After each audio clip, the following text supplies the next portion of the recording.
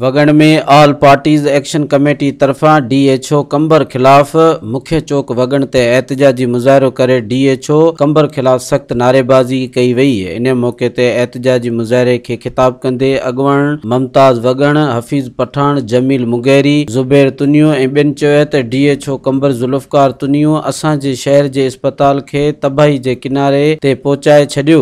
इस्पताल जा ईंदड़ फंड गिड़काए वञे थो। इस्पताल खे मिलियल एम्बुलेंस ऐं पंहिंजे वास्तेदारनि ॾांहुं ॾियारे मोकिले छॾे थो। असांजे वगण शहर जी सरकारी इस्पताल में इलाज लाइ ईंदड़ मरीज़नि खे दवाऊं नथियूं ॾिनियूं वञनि। हिननि वधीक चयो त असां सिहत जे वज़ीर अज़रा अफ़ज़ल पेचियो ऐं तक जे चूंडियल नुमाइंदनि खे अपील करियूं था त DHO कंबर ज़ुल्फ़कार तुनियो जे कयल रिकॉर्ड करप्शन जी जांच करे वगण वासियुनि सां इंसाफ़ कयो वञे। मज़ीद ख़बरनि ऐं तफ़सीलात लाइ विज़िट कयो असांजी वेबसाइट www.awamiNewsHD.com ऐं ॾिसंदा रहो अवामी न्यूज़ HD।